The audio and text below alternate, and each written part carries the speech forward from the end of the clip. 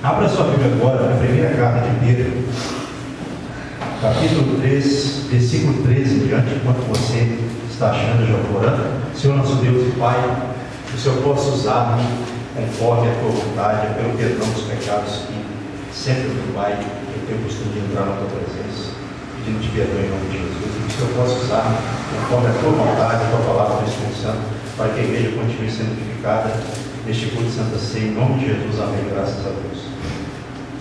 Se você pudesse colocar sobre os pés, se não puder, pode ficar sentado.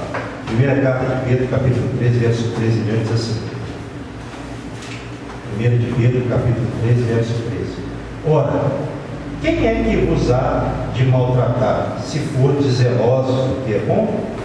Mas ainda que venhais a sofrer por causa da justiça, bem-aventurados sois, não vos amedronteis, portanto, com as suas ameaças, nem fiqueis alarmados. Antes, santificai a Cristo como Senhor em vosso coração, estando sempre preparados para responder a todo aquele que vos pedir razão da esperança que há em vós. Fazendo-o, todavia, com mansidão e temor, com boa consciência, de modo que naquilo em que falam contra vós, outros, fiquem envergonhados os que difamam o vosso bom procedimento em Cristo. Verso 17. Porque, se for da vontade de Deus, é melhor que sofrais por praticardes o que é bom do que praticando o mal. Verso 18. Pois também Cristo morreu uma única vez pelos pecados, o justo pelos injustos, para conduzir-vos a Deus, morto sim na carne, mas vivificado no Espírito, no qual também foi e pregou aos espíritos em prisão, os quais no outro tempo foram desobedientes, quando a longanimidade de Deus aguardava nos dias de Noé, quando se preparava a arca, na qual poucos, a saber, 8 pessoas, foram salvas através da água, a qual, figurando o batismo, agora também o salva, não sendo a remoção da imundícia da carne, mas a indagação de uma boa consciência para com Deus, por meio da ressurreição de Jesus, o qual, depois de ir para o céu, está à destra de Deus, ficando-lhe subordinados anjos e potestades e poderes. Amém? A igreja pode se assentar.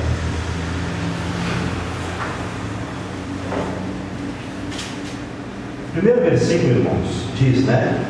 Ora, quem é que vos há de maltratar, se fordes zelosos do que é bom?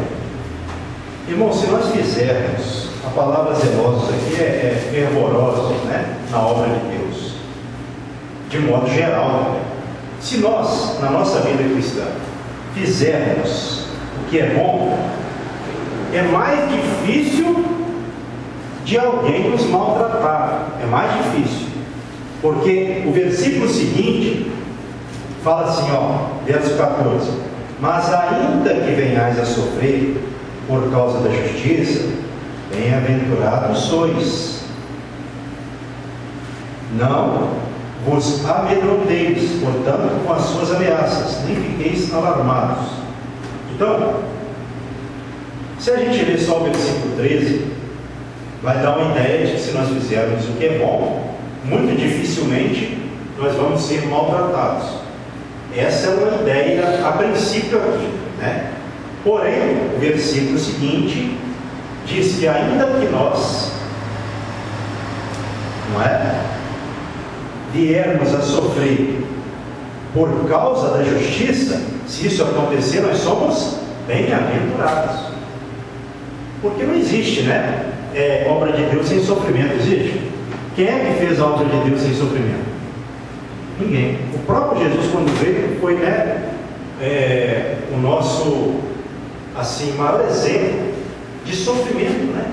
Porque a primeira vinda dele foi como um servo sofredor.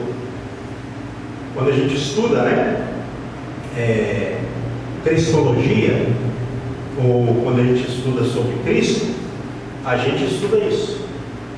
A primeira vinda de Cristo foi como servo sofredor, né? Então nós sofremos, mas como bem-aventurados, felizes, Por isso que o cristão que sofre por causa da justiça não pode se considerar uma pessoa insatisfeita. É lógico, irmãos, cá para nós, na prática, todos nós, ou quase todos nós, todos os irmãos, com exceção de alguns, quando esses irmãos estão sofrendo, a princípio a pessoa fica meio indignada, fica ou não fica? É natural. Mas aí quando você se lembra de Cristo, da palavra, e não é também que você não pode fazer nada, né? Você tem que sofrer calado. Tem que interpretar a Bíblia de uma forma mais cuidadosa. Porque o fato de você ser cristão sofredor não quer dizer que você tem que tolerar tudo. Existe autoridade que você pode recorrer, a Bíblia fala também. Então, tem que vigiar, né? Mas aqui é no contexto de quê? De você sofrer por causa da justiça. Isso é sinônimo de tristeza? Não, alegria. E nós também não devemos ficar amedrontados com as ameaças, não é? Com as quais nós somos ameaçados pelas pessoas. Não devemos ficar com medo. A sequência do versículo, ou do trecho aqui mostra, né? Verso 15, antes do medo, santificai a Cristo como Senhor em vosso coração. O que é santificar a Cristo no coração? É considerar, venerar, não é? É consagrar o seu íntimo a Cristo. Porque uma pessoa que é dedicada, que consagra o íntimo dela a Cristo, e isso tem que ser uma constante na vida cristã, o medo vai tomar conta da vida dela? É lógico que ela vai sentir medo, é lógico, de um momento ou outro, isso faz parte da vida. Agora, o que vai prevalecer? A consagração a Cristo, porque o seu íntimo, para onde o Senhor olha, tem o Senhor, é voltado para o Senhor. Então, você não vai ficar com medo quando alguém também te ameaçar. Ou, como fala aqui, continuidade, verso 15: estando sempre preparados para responder a todo aquele que vos pedir razão da esperança que é vossa. Porque a pessoa fazendo isso, consagrada no seu íntimo ao Senhor, a pessoa que exercita isso, ela está também se preparando para responder a pessoa que pedir a razão da sua fé. Ela vai saber a falar, ela vai mostrar na palavra.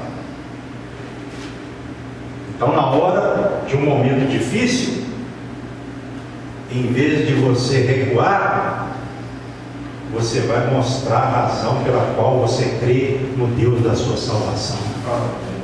Aquele que pedir a razão da sua fé, você vai mostrar, porque você é consagrado, você sabe em quem você crê. Essa é a questão. Você sabe em quem você crê. Então, em vez do medo te dominar, a coragem vai estar com você naquele momento. E você vai, se estiver com a palavra na mão, você vai usar a palavra na hora. Se você não estiver com a palavra, o Espírito do Senhor vai te capacitar naquele momento. E você vai falar: não, realmente eu sou um pecador, eu sou fraco, mas aquele que habita em mim é forte. Aquele que habita em mim, eu não sou salvo pelas minhas obras somente, mas aquele que habita em mim, ele é quem me salvou. E por ele ter me salvado, eu faço as obras de quem crê nele. E por isso eu prego sobre ele. E é por isso que eu estou te falando. Eu não vim aqui em meu nome pregar para você uma pregação de ilusão. Eu vim pregar Jesus Cristo crucificado, que veio ao mundo para salvar a toda coisa do mundo. Eu creio na salvação.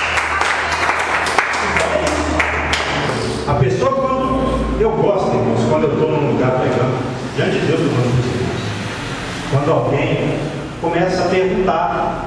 Eu acho bom. Sabe por quê? Porque aí você vê que está despertando algo. Às vezes até quando há um debate, não briga, né? Mas um debate com relação à palavra, eu gosto. Porque é aí que a gente tem a oportunidade de mostrar a Cristo o porquê que a gente crê. Que a gente não crê na ilusão, a gente crê no Cristo da salvação. É isso, é o momento certo da pessoa mostrar. Então quem se prepara, quem se consagra, na hora H, em vez de ele recuar, ele vai pregar a salvação. Porque isso é natural, irmãos. Qualquer cristão que se consagra no seu íntimo ao Senhor, ele faz isso. Ele tem coragem, ele tem disposição, ele tem revelação. Isso não é uma questão só de capacidade humana em si, né? Mas por você ser uma pessoa salva, você faz as obras de salvação. Exatamente. Então quando alguém aparecer, em vez de você ficar com medo ou amedrontado, você vai estar encorajado para falar. E ainda que a pessoa não saiba mostrar na palavra, né? Mas ela vai dar um testemunho forte. É o Espírito Santo na hora que age na vida. Ela é consagrada. Isso é entre a pessoa e Deus. Certo? Versículo 16. Fazendo-o todavia com mansidão. O que é mansidão? Você fazer com brandura, né, irmãos? É você fazer com calma, pacificamente, né? Você deve fazer isso sem descontrolar. E também temor. Temor aqui é um profundo temor, né? É esse temor mesmo a Deus. Esse profundo respeito e reverência pelo Senhor. Nós devemos fazer isso com mansidão. Por quê? Vocês já devem ter visto isso.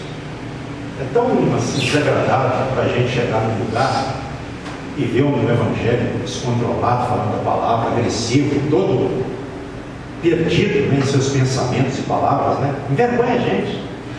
Então a gente tem que fazer isso de forma controlada, mansa. Jesus diz, né? Aprendei de mim que sou manso e humilde de coração. Exatamente. Às vezes a gente fica meio descontrolado, às vezes pode acontecer, pode. Mas qual que é o padrão? Controle. Porque o outro já está sob o controle do maligno e descontrolado às vezes. Ou sob o controle da carne. Se a gente descontrolar, vai virar uma briga. Né? Então, com boa consciência, continuidade do verso 16. De modo que naquilo em que falam contra vós outros, fiquem envergonhados os que difamam, falam mal, né, caluniam o vosso bom procedimento em Cristo. Então você fazendo isso dessa forma, essas pessoas que te caluniam, difamam você, falam mal de você, ficarão envergonhadas. Porque você vai estar como um cristão, agindo na medida do possível conforme a Bíblia, dando um bom testemunho, defendendo a sua fé como um cristão, e o Senhor vai te honrar. Isso não quer dizer, obviamente, que você não vai ter problemas, que sempre vai ser assim, mas no contexto da mensagem de hoje, e ainda que haja uma confusão, não incitada por você, não atiçada por você, que você não consiga falar tudo que você tiver necessidade, depois eles vão lembrar do seu comportamento. Ainda que você se cale, as pessoas vão lembrar. Não, aquele camarada é cristão mesmo. Porque na hora da briga ele se silenciou, se controlou e não entrou na confusão. Tem tudo isso, né? E as pessoas vão ficar envergonhadas. Verso 17. Porque se for da vontade de Deus, é melhor que sofrais por praticares o que é bom, do que praticando mal. Então, se for a vontade de Deus, de nós sofrermos praticando o que é bom, é melhor. Porque, por exemplo, eu creio que cada um aqui já teve essa experiência que eu vou falar agora. muito ruim quando você está sofrendo por um mal que você fez, mesmo sendo cristão. É natural. Todo mundo já passou por isso. Você sente um peso, você não fica bem, porque você sabe que a origem De pecado. é do pecado, não foi, né, de uma santidade, por você ter feito o que é bom, você fez o que era mal. E aí vem o peso, vem a opressão, a falta de segurança, de confiança, né? Porque o pecado faz o quê com a pessoa? Enfraquece. Enfraquece. Ele deixa você desencorajado, inseguro, com medo. Sintomas do pecado. Entendeu? Você pode observar que quando você está numa consagração mais forte, não que isso tem que ser assim, há tempo que a pessoa está mais consagrada, a pessoa tem que estar sempre se consagrando. Porém, há aqueles momentos em que você está numa fase melhor com o Senhor. Você sente que, né, você tem aquela coragem, ainda que haja um problema, você tem aquela fé de falar no nome do Senhor, orar. Agora, quando a pessoa tem pecado, ela fica até se escondendo, né? Então a gente sabe que é assim, né? Então, se for vontade de Deus, é melhor que nós soframos pelo bem do que praticando o mal. Porque quando você sofre pelo bem, você tem o consolo de que você está sofrendo como cristão e dando testemunho, e não pelo mau testemunho.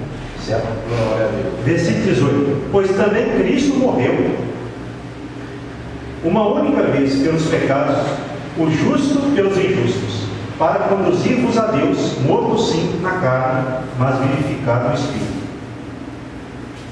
no qual também foi e pregou aos espíritos em prisão, os quais, no outro tempo, foram desobedientes, quando a longanimidade de Deus aguardava nos dias de Noé, enquanto se preparava a arca, na qual poucos, a saber, 8 pessoas foram salvas através da água. Vamos parar aqui, depois a gente vai para 21 para finalizar 22. Esse versículo aqui, esse trecho aqui, alguns pensam que entre a morte e ressurreição de Cristo, ele foi lá no inferno, né, e pregou para as pessoas rebeldes da época de Noé. Mas ele não pregou para salvá-las, ele pregou a sua vitória, o seu triunfo. Até porque quem pensa, tem gente que pensa isso, que ele pregou para essas pessoas. Existe possibilidade de arrependimento para salvação após a morte? Não. Então, esse entendimento ele é refutado claramente. Então tem pessoa que pensa que entre a sua morte e ressurreição, ele foi no inferno e proclamou, por meio da sua pregação, a sua vitória para os rebeldes da época de Noé, ou para os anjos caídos da época de Noé. Está lá em Gênesis 6. Agora, ainda tem gente que pensa que, como está, presta atenção aí agora, acompanhe comigo, verso 18, para você entender novamente. Pois também Cristo morreu uma única vez pelos pecados, o justo pelos injustos, para conduzir-os a Deus, morto sim na carne, mas vivificado no Espírito. Então tem gente que acredita que esse vivificado no Espírito aqui fala da ressurreição. Que Cristo, após a sua ressurreição, ele proclamou aos espíritos imundos, aos demônios. Tem gente que pensa assim, certo? É um outro pensamento. Mas talvez um pensamento mais adequado, não é? Mais adequado seja que Cristo, ele falou pelo Espírito Santo por meio de Noé, a época de Noé mesmo. E aí você vai ver isso aqui, preste atenção, 1 Pedro, mesma carta, capítulo 1, versos 10 e 11, vamos lá. Capítulo 1, versos 10 e 11.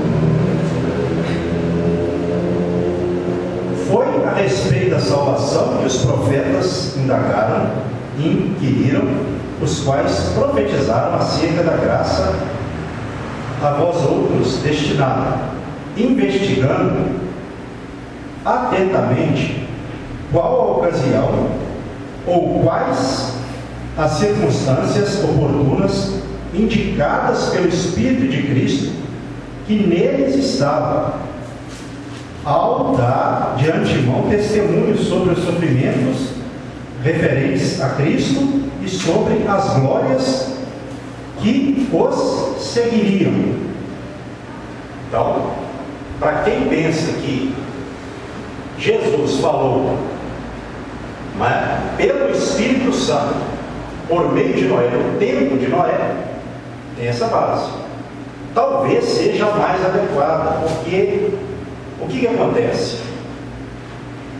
Essa questão de Cristo, embora isso seja possível, de que ele tenha ido no período entre a sua morte e a ressurreição ao inferno para proclamar a sua vitória às pessoas perdidas da época de Noé ou os anjos caídos, há base para isso, mas não fica meio...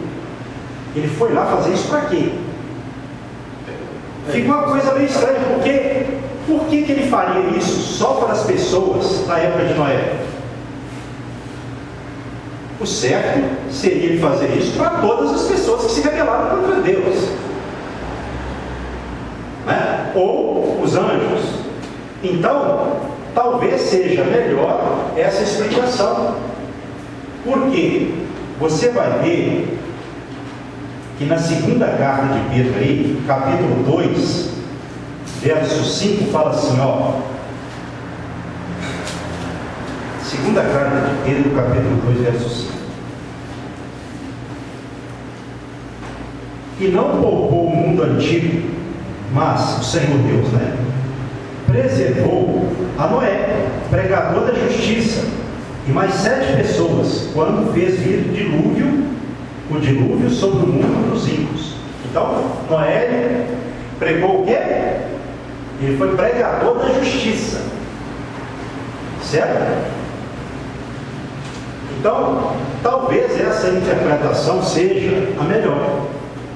Mas como é uma coisa que a gente não tem como falar, é essa ou aquela, porque eu aprendi uma coisa: naquilo que a Bíblia não é tão clara e dá margem para mais de uma, 2 ou 3 interpretações, a gente também não pode querer bater uma tela, porque de repente eu acho que essa última que eu dei seja mais lógica, o irmão pode achar a outra, mas está no campo, está na margem do que pode ser aceito, certo? Então, deu para os irmãos entenderem? Aí fala no verso 20, os quais, no outro tempo, foram desobedientes. Quando? Capítulo 13 aí, voltando, primeira carta de Pedro, texto base da noite.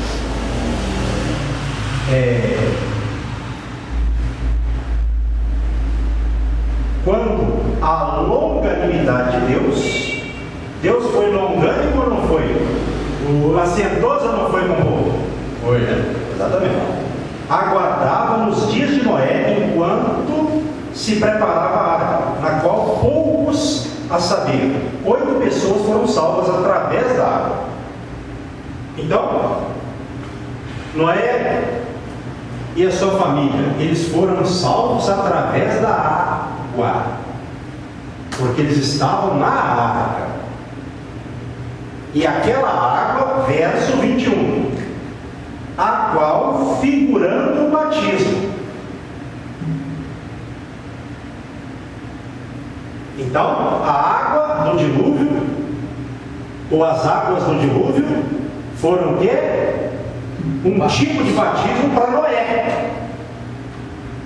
Ele foi salvo pela água. Fala aqui, ó, através da água ou pela água, a mesma coisa. É lógico que ele estava dentro da arca e a água estava nas águas. Então, o que tem que ser entendido é isso. Tem que se entender isso, do ponto de vista aqui. Certo? Aí verso 21, ó, a qual, figurando o batismo, representava o batismo. Essa água de Noé para nós, trazendo para nós, certo? Agora, verso 21 ainda, também vos salva. Então, a água batismal, ela salva. Vamos continuar. Não sendo a remoção da imundícia da carne. Exatamente. Mas a indagação, o compromisso de uma boa consciência para com Deus, por meio da ressurreição de Jesus Cristo. O batismo é o quê? Um ritual. Exatamente. É um ritual. Entendeu? Que simboliza a morte e ressurreição de Cristo. Certo? Vamos lá para Romanos, para a gente pegar na íntegra, interpretando a Bíblia com a própria Bíblia, para a gente não equivocar e entender o que precisa ser entendido. 6, Romanos 6, versículos 13 e 4, somente. E a gente vai encerrar lá. Romanos 6, versos 3 e 4. Ou porventura ignorais que todos nós que fomos batizados em Cristo Jesus, fomos batizados na sua morte? Uma pergunta, né? Verso 4. Fomos, pois, sepultados com Ele na morte, pelo batismo, para que, como Cristo foi ressuscitado dentre os mortos pela glória do Pai, assim também andemos nós em novidade de vida. Então, esse batismo aqui do verso 4 é o batismo nas águas. Como que uma pessoa se identificava à época dos apóstolos com Cristo? Ou como uma pessoa cristã? Pelo batismo. A pessoa, logo que ouvia e cria na mensagem, ela já era batizada. Agora é lógico, o batismo por si só, ele não pode salvar. Não há nele uma salvação. Há nele a salvação quando a pessoa faz crendo e anda e passa a andar após a sua conversão, o batismo, em novidade de vida, vivendo uma nova vida. Então não precisa de batizar, ele não salva. Tem pessoa que tem a cabeça fraca, não é o caso dos irmãos, não. Eu já ouvi muito isso. Irmãos, o próprio Jesus foi batizado. Se não precisasse, né, ele não teria batizado. E ele foi batizado. Teoricamente ele precisava? Não. Porque o batismo é para o quê? Para os pecadores. Exatamente. O irmão definiu. Então, agora, ele mesmo batizou para dar exemplo. Se ele batizou, seus discípulos também devem batizar. Obviamente. Então não é criar confusão. Nós somos identificados com Cristo no batismo. Agora, o que salva, porque o batismo simboliza, o que salva realmente, obviamente, é aquilo para o que o batismo aponta: a morte e a ressurreição de Cristo. Certo? Para ficar de uma forma mais clara para nós. Porque o texto lá da primeira carta de Pedro, ele não é tão claro, tão fácil de se interpretar. Tá bom?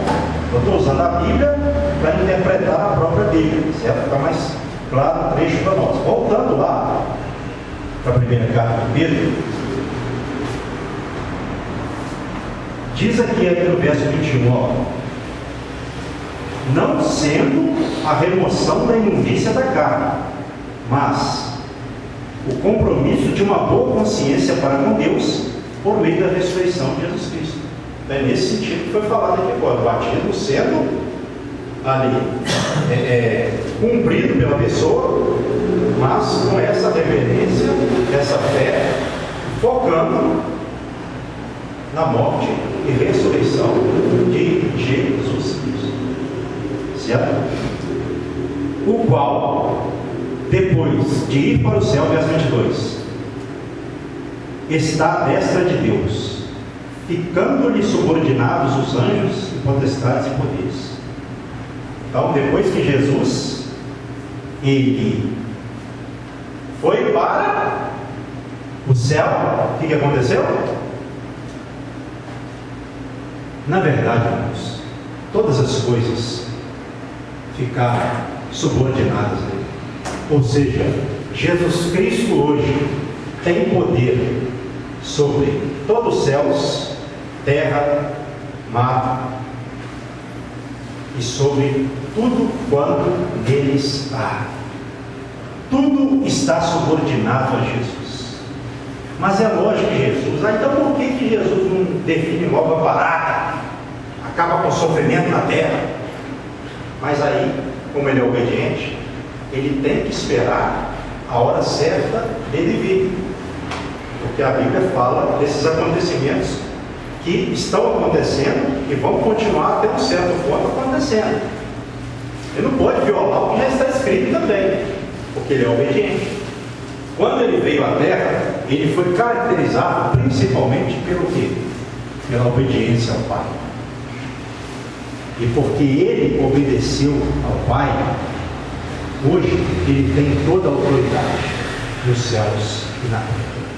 E outra questão, ele delegou, ele deu essa autoridade a todo cristão que crê obediente. Então o nosso poder não é para mudar, embora isso possa acontecer em algumas situações, mas o foco dele não é mudar a vida das pessoas materialmente, mas sim espiritualmente. É naquela hora, quando o pau estiver quebrando para todo lado e as pessoas não tendo controle, porque é algo espiritual, o servo obediente de Deus vai chegar e vai falar assim: no nome de Jesus Cristo, eu repreendo esse mal. Esses demônios que estão atuando aqui neste lugar, eles vão embora agora no nome de Jesus, porque Ele me deu essa autoridade, e é para nós exercermos essa autoridade nesse sentido. Não é para fazer as pessoas ficarem bem materialmente, não. O Senhor faz isso, porém é para salvar as pessoas, é para mostrar para as pessoas que o Senhor ele veio à terra para subjugar demônios, principados, potestades. Agora as pessoas que serão condenadas já tem o dia, já tem o dia marcado. Então Cristo não vai transgredir isso. Ele é obediente, e Ele prometeu de vir. Ele ressuscitou, e Ele prometeu, Ele disse que viria nos buscar e nos levar para o lugar dele, para que onde Ele está, nós estejamos com Ele também. Então o lugar do cristão não é na terra. Nós estamos aqui, mas o nosso lugar não é aqui. Por que a gente hoje come o pão, que simboliza o corpo, e bebe o vinho, que simboliza o sangue? Porque nós cremos que isso é um mandamento para a salvação. Amém. E é fazendo assim também que nós estamos anunciando a sua morte até que Ele venha. Tem ceia de coração, preparando-se está para a salvação, para a consumação da salvação. Amém? Glória a Deus. Vou chamar o irmão Gelson, minha esposa aqui. Eu vou estar orando aqui, né? Vou consagrar. Eu vou pedir os dois que depois da consagração, estejam distribuindo o pão e o vinho. Amém? Senhor nosso Deus e Pai, nós consagramos o pão e o vinho ao Senhor. A partir deste momento, eles, ó Pai, contêm o poder da salvação para aquele que cear, ó Pai, com o coração voltado para o Senhor, crendo no poder da Santa Ceia, do pão que simboliza o corpo de Cristo e do vinho que simboliza o sangue de Jesus Cristo. Ó Deus e Pai, assim eu consagro o pão e o vinho ao Senhor, em nome de Jesus, amém, e graças a Deus.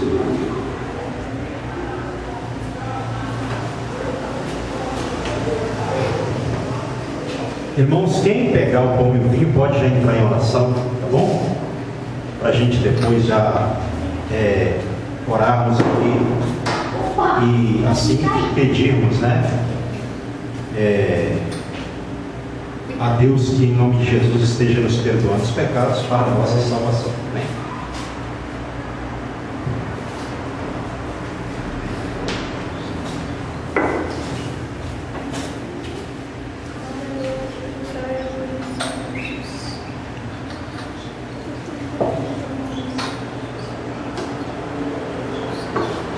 Senhor nosso Deus e Pai, neste momento nós estamos aqui para pedir perdão ao Senhor dos nossos pecados. Senhor, em nome de Jesus, que nós comamos e bebamos para a nossa salvação e não para a nossa condenação, por meio de uma consciência, meu Pai, diante do Senhor, na medida do possível, conforme a Tua palavra. Senhor, pedimos-te perdão pelos pecados cometidos. Senhor, aquilo que eu pensei, aquilo que eu falei, aquilo que eu fiz, tudo isso que não agradou ao Senhor, ó Pai, eu peço-te perdão em nome de Jesus, porque eu creio no poder, ó Pai, de remissão dos pecados que há na Santa Ceia. Senhor, nós queremos fazer isso de forma temente e reverente, e não inconsciente, meu Pai, porque ela foi instituída por Cristo, a Santa Ceia, meu Pai, a primeira celebrada por eles, para a nossa salvação. Essa é a intenção. Então, para que não seja para a nossa condenação, meu Pai, pedimos-te perdão, que o sangue de Cristo venha purificar-nos, ó Pai, de todo pecado, para que estejamos, ó Pai, na condição, cada um de estar ceando, meu Pai, ceando para a condenação, não para a salvação. Porque quem faz isso, meu Pai, sem discernir o corpo do Senhor, o corpo de Cristo, está fazendo isso para a condenação. Mas nós cremos, ó Pai, que estamos fazendo agora para a nossa salvação, porque quando a pessoa faz de coração, meu Pai, não tem pecado que vai ficar na vida da pessoa para que Satanás esteja ali acusando, porque há maior poder em Cristo de nos purificar do que no diabo de nos acusar. É assim que nós pedimos de perdão de todos os nossos pecados, pelos pecados cometidos, ó Pai, em nome de Jesus. Amém. E graças a Deus. Quem orou com fé, levante um pouquinho o pão, como sempre nós fazemos, e diga assim: Senhor meu Deus, eu te agradeço pelo Senhor ter enviado o teu Filho para sofrer no seu corpo, na cruz do Calvário, pelos nossos pecados, em nome de Jesus. Quem orou com fé, como do pão simboliza o corpo de Cristo.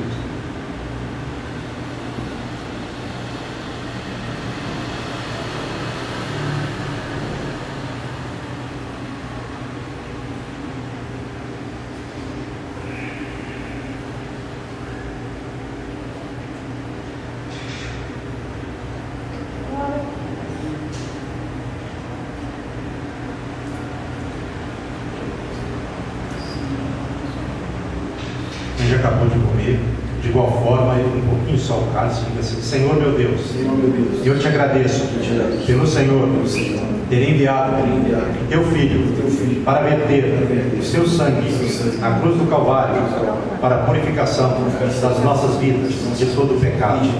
Senhor, por meio deste cálice de vinho que simboliza o sangue do teu Filho amado, eu renovo a minha aliança com o Senhor, com cada irmão da amada igreja, em nome de Jesus. Que orou com fé pelos cálice em nome de Jesus.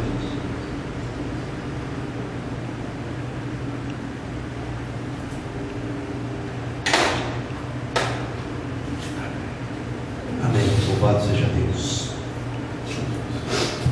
Amém. Glória a Deus, né? Amém. Glória a Deus. Irmãos, nós temos que estar sempre, eu tenho falado isso ultimamente, nos dias de ceia. Por quê? Porque nós temos visto uma banalização dos mandamentos do Senhor, principalmente nas redes sociais, uma enxurrada de mentiras, tentando invalidar batismo, ceia e até comunhão com os irmãos na igreja. Que nós não caiamos nessa, porque nós cremos, irmãos, que Cristo, Ele instituiu a Santa Ceia, o batismo e tudo, e isso é para todo o tempo até que Ele venha. Nós pregamos isso, mas o diabo, ele como é astuto, ele usa aqueles que de repente foram da igreja um dia, alguns de repente até foram salvos e se desviaram, outros talvez, ou muito provavelmente, estiveram na igreja, mas nunca foram salvos. Então hoje eles estão usando essas pessoas rebeldes, né, e amarguradas, e assim, indignadas com tudo e todos, para falar contra os princípios elementares do cristianismo e da fé. E se a gente não vigiar, a gente vendo um vídeo desse, a gente acaba até acreditando. O cara mostra na Bíblia, mas o diabo, ele usa a Bíblia, como ele usou com Jesus, que foi repreendido. Então, por que não caímos nessa? Porque nós estamos aqui hoje na presença do Altíssimo, fazendo memória do que Cristo fez por nós na cruz, da forma de como Ele sofreu. Nós, quando ceiamos, trazemos isso à memória, até que Ele vem. Então Ele fez essa promessa de nos buscar. Mas aí o diabo vai o quê? Tirando a fé das pessoas, descompromissando as pessoas, e as pessoas vão crendo, e aí depois as pessoas chegam, muitas têm chegado a um ponto que não tem volta mais. Aí vem a doença fatal, aí vem um problema grave, por a pessoa, pelo fato de ela ter abandonado e ido pelo caminho de Satanás, porque Satanás ele engana, né? Ele engana a princípio, mas depois o que ele faz? Ele toma a alma da pessoa. Se a pessoa não vigiar, se ela crer, jamais ele poderá fazer isso. Mas se ela der lugar, faça assim com as mãos em forma de receber. Pai, em nome de Jesus, a todos presentes e ausentes, abençoa com o teu amor, com a graça do Filho, com a suave e doce consolação divina do Espírito Santo. E a todos um final de domingo consolado, um final de domingo encorajado, para que nós terminemos a semana assim e comecemos a semana prática amanhã, de encorajamento e de consolo, no ânimo do Espírito Santo. Assim eu oro e os abençoo. Em nome de Jesus, amém. Que as palmas louvem a Deus, amém. Não vai embora sem dar a paz de Cristo para o irmão que está do seu lado, para nós terminarmos em comunhão. Que Deus te abençoe em nome de Jesus, amém.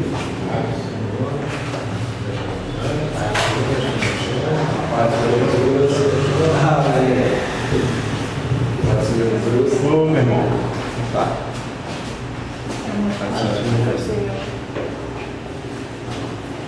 Chega uma hora que essa situação mesmo, não tem como, vem mesmo, não tem jeito. Mas é só não as conversas só. Vai controlar um pouquinho para mim. Vai ser.